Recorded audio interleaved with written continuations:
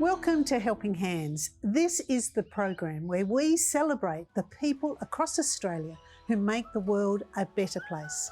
Coming up today, education is the key of everything. It's the key of every opportunities. From refugee to world changer. The worst you can do is sort of hide it and try to bottle it up and let it fester. So put it on the table. The panel look at respectful disagreements, and we invite you to connect at helpinghands.tv. Every year, approximately 6,000 people from around the world are granted refugee status and given the opportunity to call Australia home, bringing with them their rich cultural heritage and contribution to our modern way of life. One such person is Aduk from South Sudan. She came to Australia 23 years ago and recently hosted an afternoon tea fundraiser to sponsor children in refugee camps in her hometown.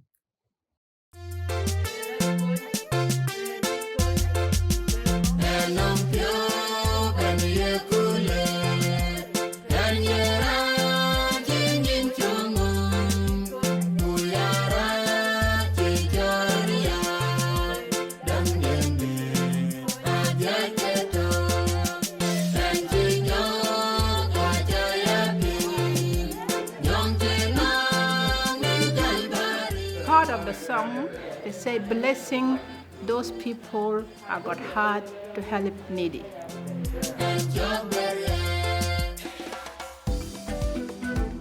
We're having a fundraiser. It's a women's afternoon tea in support of Lost Children of Jonglei Scholarships.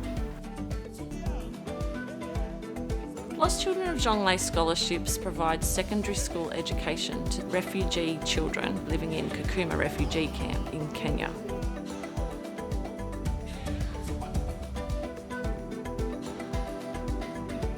This is really nice stuff that's just been donated to us. It's got lots of different colours, lots of different materials, some timber and some beads, all sorts of different things for people to choose from. We've been given jewellery so that we could use it as a bit of a thank you for all the supporters that we have for Lost Children of Jonglei Scholarships. This one's a beautiful red beaded piece, wraps around like that. Something nice for someone to choose.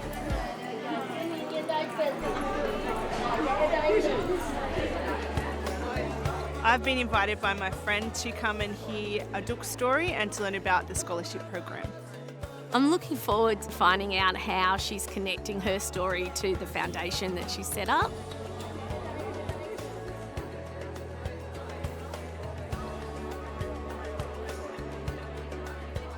This is all of the afternoon tea that our wonderful volunteers have brought today.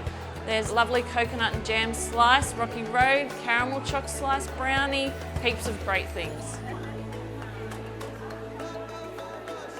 Everyone seems really happy to be here. There's lots of chatting going on and it's really positive.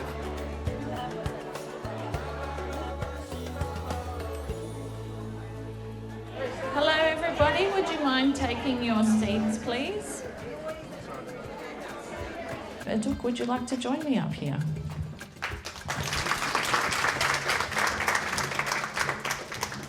In 2017, you decided to start Lost Children of Jonglei Scholarships. I started charity because I was a refugee myself. I lived in refugees for 7 years before I come to Australia. When the war started, we're just walking on the bush. You don't know where is your next meal is. You don't know your next drinking water is. And you don't know your rest, where you're going to rest and where you're going to sleep. So you just marathon walk. And when I lived there in a camp, the life was not a good life, very tough and not easy. The desert area, people eat basic food. You don't choose what to eat. So there's a hard life there. We went to the clinic. It was my beautiful daughter, just a fever, temperature. If she was here in Australia, I guess she would be still alive because it was a temperature. There was nothing wrong with that girl. When I come to Australia, it's full of everything, good health care, safety. So when I think about this, that's why it made me feel that I could do something for the people living in my situation. So I was there, I know how it is. There is more to come after the break. Education is the key of everything. It's the key of every opportunities.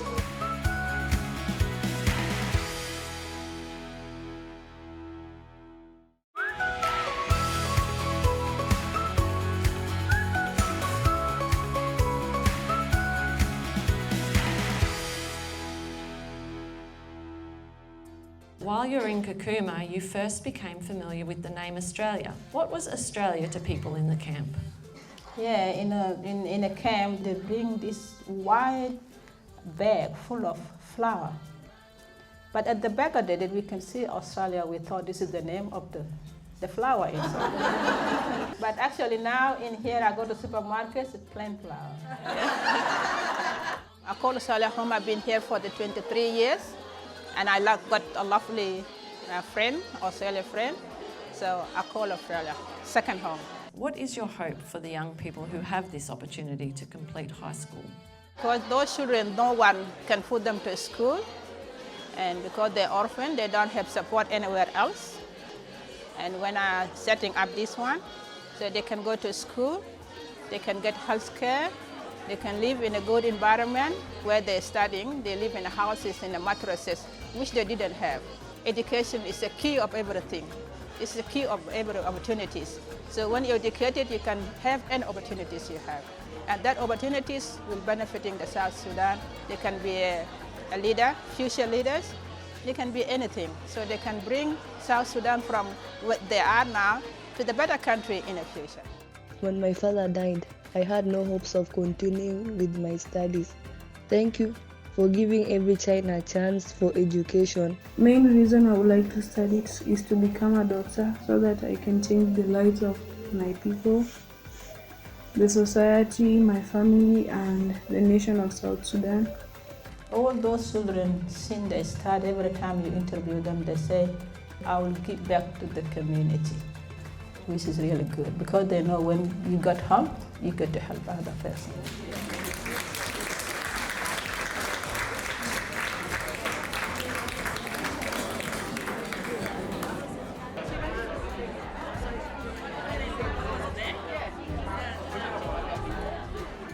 I wanted everyone to actually come together and hear her story. It blows my mind that a little bit of things that I can do here can really impact very personally the care that she has for those kids in Kakuma.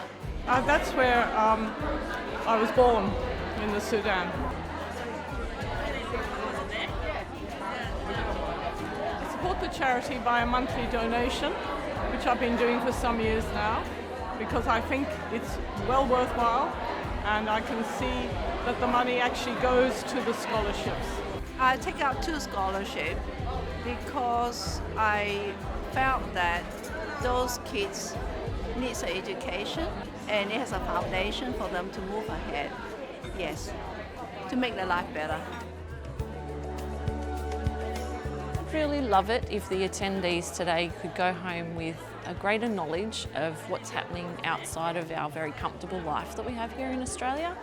I'd love them to feel empowered that they can also be equipped to make a difference in the world. You know, we're all just ordinary people, but together we can make such a big difference. She's brave, she's strong. All the situations I've heard from her, it's like amazing, it blows me away. I'll do it in one sentence. She's very generous and loving and kind. Amazing. I would say passionate and authentic. Unstoppable energy. And the fact that now she could help many other people, it's just amazing. We check a leg, we go to Ben, Tonga Jir, in Dinka, I will check a leg bench you Ben, Nally can away, who take a pit the Chacabon, and to pure meat, who watch a pure meat.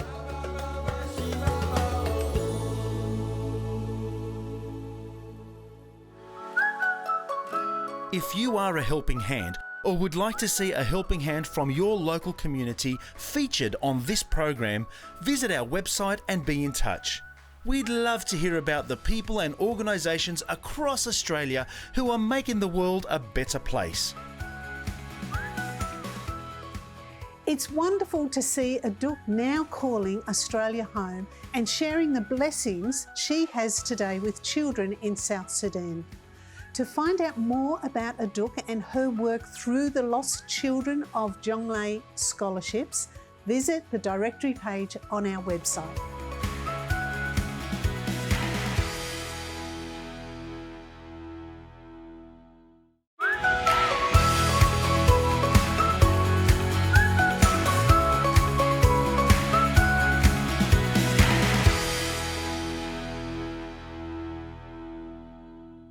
Welcome back to Helping Hands. This is where we celebrate the people who make the world a better place. The panel today joined Laura Bennett in the studio to discuss respectful disagreements in families. Hi everyone, thank you so much for joining us. With me on the panel today, we have Warwick Marsh, the CEO of Dads for Kids. We've also got Justine Toh from the Centre for Public Christianity and psychologist and teacher Colette Smart. Thank you all so much for joining us. When we talk disagreements, it feels like they're almost inevitable in family life. Colette, why is it that we expect families to disagree at times? We disagree because we're human. We're all a little bit broken in places, or a lot broken in places, and there can be a lot of reasons. You know, it could come out of our own selfishness, where we really want something for ourselves, or a child really wants something themselves, and so then this heated moment erupts into something massive. It could also just be because personalities are different, and you know, my home has got this real mix of introverts and extroverts, and so the extroverts are really happy, or maybe they're unhappy, when they're going out 6 days out of 7. That's just not enough. And the introverts are like, 1 day a week, that's enough for me. You know, and so we come to a place where we have to figure out how to compromise, but in the heat of the moment, you don't want to compromise. You want what is comfortable for you. And so that's part of being a human being. Warwick, in that family dynamic, we're coexisting, there's so many different relationships we're managing. Is it always unhealthy for there to be disagreements? Because some people's picture of perfect family life could be that there's never a disagreement. Is it okay for us to argue? Well, Laura, I actually helped write a song many years ago. Lord, it's hard to be humble when you're perfect in every way. And I think that's our tune. Both mothers and fathers, and even our children, they're right. You know, Mum and Dad, you're wrong. And that happens, of course, between mothers and fathers. So it's this constantly process of reconciling between our differences. And I've got a bit of a theory too, Laura, I don't know what you think about this, is I think we're all a little bit mad and we need each other to make us glad, but also to keep our sanity. And the very friction actually helps us recalibrate, balance ourselves out. And so in some ways that friction could be looked as a little bit healthy, in the sense that it's helping us sort of adjust ourselves. And I think life is that process of constant adjustment. And if you allow for that, you can sort of smile a while and give your face a rest. And you do need pushback. If everyone always was, you know, believing that we're right and that everything we say is correct, probably not great. So a disagreement, you know, highlights some of that stuff. But all of us have very different backgrounds. We were brought up very differently, I'm imagining. Justine, do you feel like the way we're raised, the backgrounds that we come from, do they have an influence on how, you know, we kind of experience or disagree in family life now? Yeah, I will say as someone from an Asian background that just because people are yelling doesn't mean they're having a fight, you know what I mean? Yeah, maybe in my family it was more the silence showed that everyone was like giving each other the silent treatment, you know what I mean? And that was far more kind of like, you know, damaging in some ways. I just think it's good to, I think self-awareness is the hardest thing to teach, but is really a treasure if you can find it, because it always means that you're trying to make the effort to understand what it's like to be on the other side of you. And so in terms of your, you know, whatever programming you had in terms of how do fights happen, knowing that as you kind of go into your own disagreements in life, knowing where you've come from and how you might try and maneuver past the limitations of that particular model, I think is really helpful. So then how do we argue, disagree well, Colette? There's this beautiful theory of late called rupture and repair. Really what it means is that every healthy relationship is going to have some period of disconnect or rupture. So something's going to happen where there's a disagreement. But the beauty comes in the repair part of it. And in the repair is when children are modelled by the adults how to say sorry, what sorry looks like, not just in words, but also in actions. And that sorry means I'm going to try and do better next time. It's not I just say sorry and next time I'll keep doing what I'm doing. And I don't mean this in an abusive situation, that's a different thing. But the repair builds trust. The repair actually builds the relationship, and your relationship grows every time we see healthy repairs. And the repair will look different for different families, but also it's, you know, even in your disagreements, remember that when there's disagreements happening, often when there's yelling, particularly yelling in anger, I mean, we're also a loud family, but when there's yelling in anger, your brain goes into a fight or flight mode. The amygdala goes into overdrive, and nobody can listen, nobody can hear when there's yelling. And so trying to fix something in that moment doesn't work. It's actually before that, or at other times, you work out safe words, or you work out things like, okay, let's have a break, and then you come back to that and talk about it when everybody's calmer. As adults, if we're talking about adults and children, adults, it's your job to initiate the repair. So should we always expect, Warwick, for there to be a resolution to every argument, or will some just stop at that point of disagreement and you just go, okay, well, agree to disagree? I think you've just got to find a way to get a balance, because you do need to air your disagreements. It's important to put it on the table. Like the worst thing you can do is sort of hide it and try to bottle it up and let it fester. So put it on the table, have the courage to share it. And then I love what you just said, Colette, about maybe if you get to a point of heightened, shall we say, disagreement and the words and the tension's rising, hey, how about we have a break? Let's call out for 5 minutes and we'll come back and discuss it later, or whatever you can do. So it's all about taking the extreme tension out of situations, but we do need disagreements, I believe. I'm so glad, though, Justine, you brought up the silent treatment. We actually forget that can be very damaging. That's damaging too. Yeah, so the yelling is damaging, but then the silence can be worse sometimes. Absolutely. Sometimes the silence is like a rejection, and that's something very different, but can be just as painful and just as harmful. So is the end goal then of a disagreement to have resolution, or do you just think to find a way to respect the difference of opinions within that exchange? I'd say it's both. Wouldn't you say it's both? I mean, sometimes you have to allow difference with your wife and yourself, or even with your children. I mean, you have to allow difference, and because all the children are different, as I've said before. But the reality is too that you have to seek resolution and look, try to find that place of agreement. That would be my encouragement. Not brushing things under the carpet, though. I think that's one of the things that can be a little bit dangerous, where you just kind of go, well, you know, it's finished now. That can also be a little bit damaging. I also think that even if you can't fully agree, let's say, and everyone's back to square, like everyone's happy again, even if both parties in the disagreement, if they can genuinely understand where the other person's coming from and have heard enough beyond their own sort of, you know, perspective, what life is like for them and what they're trying to get at, then I think that helps. Because even if you can't fully agree and come together again on something, at least you know that the other person, like why they think that way and why they feel that way. And I think that helps a lot. Yeah, for people to just feel heard often. I think that's what you're saying. When someone feels heard, that can make all the difference. Sometimes you will not be able to agree. So what you've got to do is then find a compromise where you actually say, well, okay, you come across this position here, I'll come across this position, and we'll agree on a middle ground, if you like, or a compromise, so we can move forward together. We're going to have to wrap it there, guys. You've got so much great thoughts to share, though, and I appreciate every one of them. And thank you guys as well for watching. If there's a topic that you'd like to see discussed on Helping Hands, visit our website and be in touch. We love talking about the things that make the world a better place. The ability to disagree well and maintain relationships is something that must be valued to have healthy and positive long-term relationships. Visit our website and click through to our social media channels to see the extended discussion on this topic.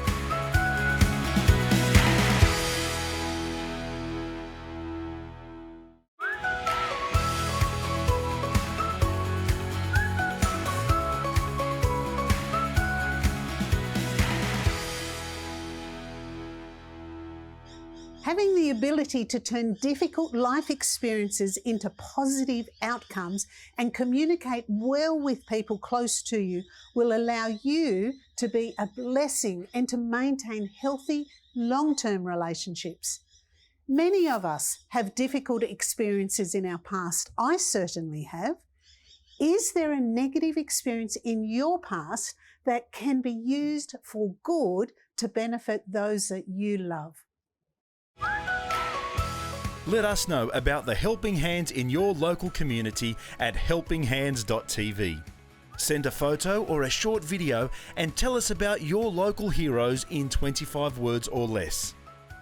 Special thanks to Laura and the panel, to Aduk and Belinda, and also to you for joining us today. Follow us on social media and join the movement of people who are looking to make the world a better place. See you next week.